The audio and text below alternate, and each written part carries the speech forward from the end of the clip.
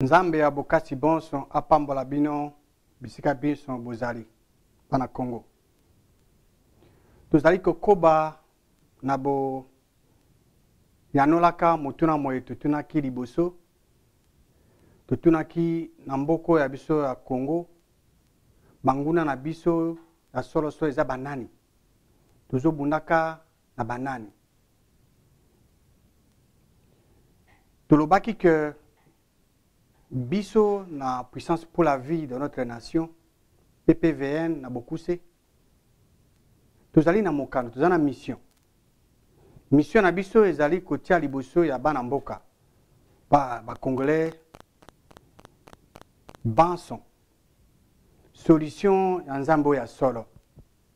Po ete basalela yango na bomoi na bango, pe na makambo manso baza kosala. Pona nini po ete ba solution ya nzambe yango nde ememaka mabenisi. Ba solution ya nzambe yango nde ememaka délivrance. Na mbala eleki tolobaki ete soko tolingi toyeba ya solo banguna babiso. Baye baza kobundisaka biso. Baye baza ba ennemi na biso. So tolingi toyeba baye bazali sima makambo maso mazoleka na mboka na biso esengeli tokende na kati ya liloba ya Nzambe. Po Nzambe aza na biyano na nyonso. Tokende na liloba na ye tozwa biyano na mituna misato oyo totunaki. Tolobaki esengeli toyeba na mokili oyo tozali. Banguya elimu ezali boni. Mutuna mwa mibale ezalaki na mokili oyo tozali. Banzambe bazali boni. Epi mutuna mosuka mozalaki batata elimu bazali boni. To yanolaki mutuna mwa liboso. Tolobaki ke na mokili oyo tozali banguya ya elimu bazali mibali. Wana to yanolaki mutuna. Mona. Banguya mibale ozana mokili bayokanaka jamais. Alors, to kendeki na liloba Nzambe na buku ya Acte to na misala chapitre 26 to tangaki liloba Nzambe. Na kati ya buku ya Acte to ya misala to monaki polele kena mokili oyo tozali banguya ya elimu bazali mibale. Tumonaki ndakisa munene ya bato mibale. Moko kombone ezali Simon. Simon azali kosala ya nzambe ya se na Samaria akamosaki bato. Asali ba miracle ndenge na ndenge. Bato bazobenga o penza nguya ya munene. Bato ya Samari bakanisaki ke Simon azosala ya nzambo nguya ya nzambo ya solo. Nzokande azali kosalela nguya ya nzambo ya se. Metango mwana ya nzambe ya solo akomaki Philippe. Oyo azaki na nguya ya nzambo ya solo. Philippe abandi kosala makamu isi na nguya ya nzambo eza na ndelo te. Simon ye moko andimaki liloba. Po Simon amonaki ke nguya ya nzambe ya solo eleki oyo ya ye. Na tina nde tozoko senga pe na bana mboka tozonga na biso epa nzambe ya solo. Po nzambe ya solo aza na nguya oyo eza na ndelo te. Nguya ni eza ya solo pe yango nde ekomema libiki to délivrance to bénédiction na bana baye. Lelo tokoyanona na mutuna na biso ya mibale. Na mokili oyo tozali. Banzambe bazali boni. Ilo banzambe ezopesa yano na mutuna mona. Tokozonga na buku totangaki mbala likaki na misala Acte 26 po tozwa eyano concernant banzambe oyo tozali na mokili.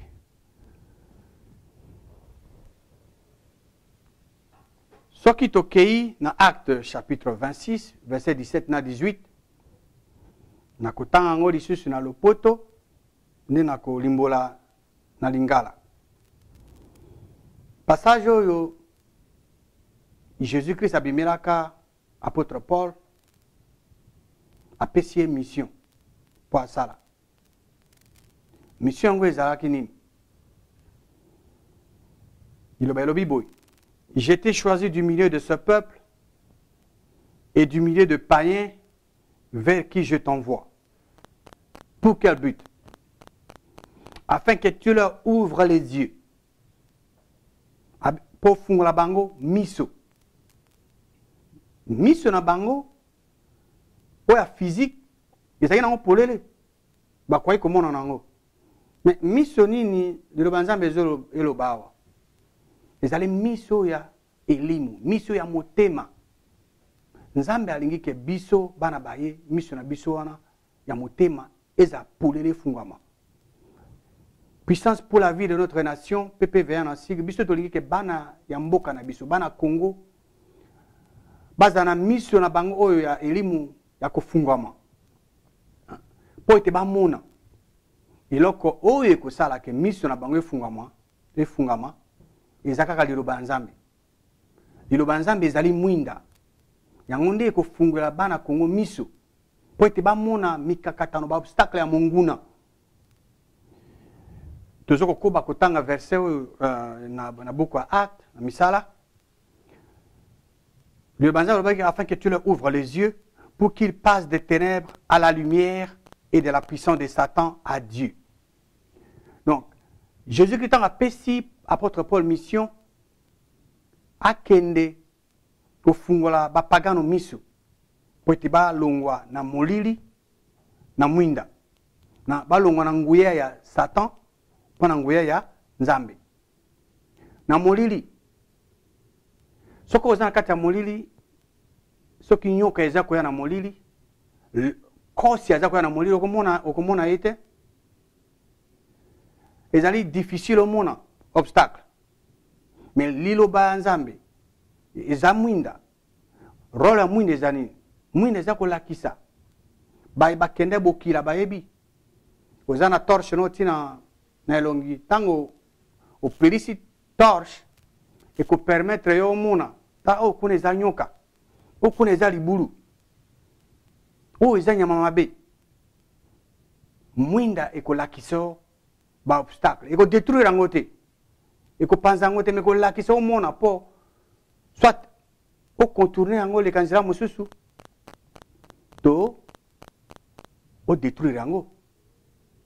Yo so oza na kati ya ndako nyoka ekoteli yo, so oza na mwinda te okomona yango te. Mais mwinda kolingisa omona nyoka nde otali na mutu ya nyoka obeti ya ye nzete. Liloba nzambe ezali mwinda ezolakisa biso nzela. Mission ya Paul na bapagano yango wana po ete ntango ya bandimi liloba nzambe bakozwa bolimbisi ya masumu. Liloba nzambe elobi ndenge wana. Donc biso na PPVN tolingi ke bana ya Congo bayeba nzambe oyo ya solo basalela nguya na ye po nguya na eza na ndelo te, balongwa na molili parce que nzambe oyo ya se azali nzambe ya molili. Tokende tozonga epa nzambe oyo ya solo, nzambe ya mwinda oyo liloba ne mpe eza mwinda po totambola na kati.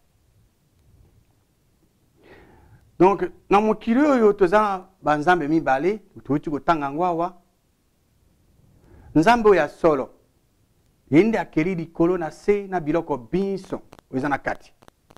Azali nzambe ya kimia. Nzambe oyo alingi bozwi po na bana na ye nyonso bozwi pe bokolongono ya nzoto po na bana baye. Azali nzambe ya mwinda. Azali auteur ya vie ya bomoi na nyonso etingami na bomoi. Nyonso wana eza po na ye. Tukokende na premier épître à Jean chapitre 1 verset 5 tutanga po tomona ke nzambe azali mwinda. Verset wana elobi boy. La nouvelle que nous avons apprise de lui et que nous vous annonçons, c'est que Dieu est lumière et qu'il n'y a point en lui de ténèbres. Nzambe azali mwinda. Nzambe yango na te nouvelle sango bayoki auprès ani pe bazo ko biso ete Nzambe azali mwinda eke molili eza na kati na ite. Molili eza esika Nzambe ya se aza ko opérer aza expert aza kuna umela kuna. Yoso ko kena kati ya molili okoyeba te eloko ya mabezo zilayo. Mwinda nde ko lingisa omona. Mais Nzambe wa solo aza mwinda. Tulingi ke biso na Congo totambola nde na ye. Parce que Nzambe ya se aza Nzambe ya ténèbres ya molili, yende aza auteur ya liwa na nyonso etingami na liwa. Pasi eza ye. Mikakatano eza ye.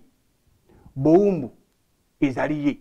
Oppression ezali ye. Mabe nyonso ezali ye. Tokende na 2 Corinthiens chapitre 4, tokotanga verset 3 na 4. Tanga on a le poto.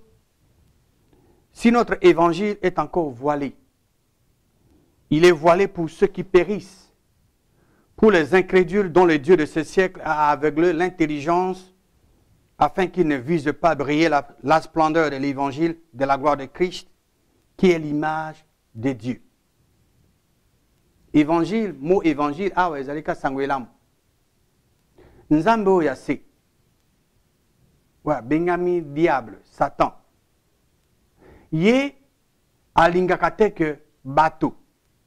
Ba mona makomi, ba comprendre yango pe ba salera yango.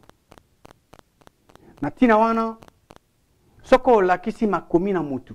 Okomona mutu aza mayele azali atangi okolakisa makomi ezali clair nazomona ngo te. Pona nini?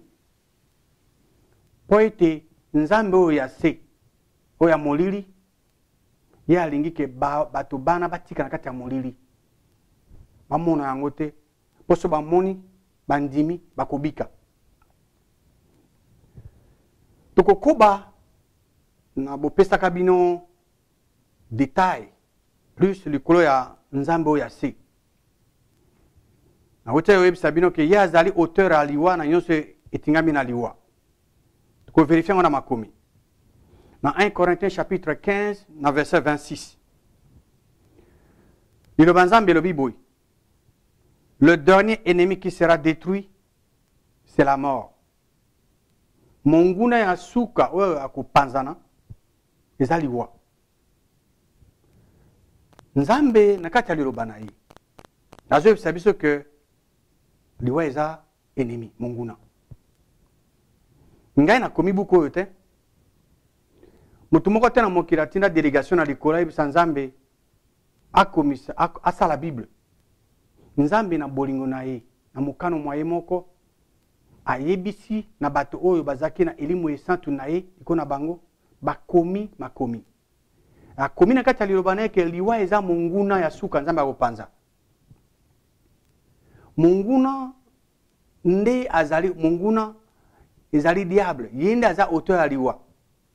Tango liwa yaka na famille etik yaka na esengo te soki liwa ezaki ami to moninga. Alors mbele bato baso azowela okende kuna na likolo parce que bato mosu azoloba ke so moto akufi aza kuna na Nzambe azosepela na kati ya esengo. Mais biso paso dolinga to zesika Nzambe azali mbeto zowela okende kuna. Mais le Nzambe elobi ndenge wana te le Nzambe elobi ke liwa eza monguna ya suka to Nzambe akopanza. Alors soki liwa ezali monguna ya suka o Nzambe akopanza motuna o tokotuna yango liyo soki liwa ezali ennemi monguna ya suka nani azana nguya ya liwa. Le Nzambe kopesa biso yana soto ki na Hébreux chapitre 2 na verset 14. Ainsi donc, puisque les enfants participent au sang et à la chair, il y a également participé lui-même. Il se référant à Jésus-Christ. Na mokili oyo, po mwana bima na mokili, azoko participer na makila ya papa na ene ya mama na yazo sangisa. Kasi Jésus-Christ azalaki conçu d'une manière divine. ye azwaki mosuni ya Maria kasi makila oyo ezalaki na kati na ye ezalaki na nguya ya Elimu Santo. Donc il y a également participé lui-même afin que pour être par la mort na liwa ya ye Jésus-Christ il anéantit celui qui a la puissance de la mort, c'est-à-dire le diable. Na liwa ya Jésus-Christ anyantaki oyo aza na nguya ya liwa elingi koloba zabulu. Liwa ezali mosala oyo zabulu azoko sala. Liwa eza mosala ya Nzambe te. Nzambe oyo asenda aza na business to aza na affaire ya koboma bato. Dans Jean chapitre 10, verset 10, le voleur ne vient que pour dérober, égorger et détruire. Moi, se référant à Jésus-Christ, je suis venu afin que le brebis ait la vie et qu'elle soit dans l'abondance. Monguna, Nzambe oyase, azana ba kombo ebele. Le Nzambe zo benge Lucifer, diable, Satan, nyoka. Azana ba kombo ebele mais awa Nzambe zo benge moyibi. Aussi au moment déjà moyibi atinu mukanda to benge na téléphone alobi na koya na 19h ko yiba yo. Moyibi ala kakate akoya kaka kusala musala moyi. Mais zabulu Nzambe abenge ya moyibi soko aye asaka biloko misato. Elo musa saka ezate. Elo saka yango wana. Elo kali boso asalaka soko aye za ko yiba ko boma pe ko panza. Musala saka yango wana. Alors Jésus-Christ par contre ya ki pa pe sa bon moyi. Pe bon moyi yango ya koleka. Tomoni que biso bana Nzambe sengeli to yeba bokeseni boyi bozakati na banzambe mibale wana. Nzambe ya solo, Nzambe ya se. Biso na PPV1 tolingi ke bana ya Congo batingama na Nzambe ya solo pe na nguya ya Nzambe ya solo. Po ete to yeba banguna na biso ya solo. Baye bazo bundisaka biso na mboka na biso ya solo. Esengeli to yeba makomi. Esengeli to yeba mokano ya Nzambe. Parce que de lo Nzambe ko lingisa biso to yeba ba ennemi ya biso ya solo, banguna na biso ya solo. De lo Nzambe ko yebisa biso. To ko yeba ba caractéristique na bango ndenge ni baza ko opérer. Tango to ko yeba banguna na biso ndenge baza ko opérer, to ko yeba ndenge nini biso pe to ko se défendre. Ndenge ni to ko longa bango.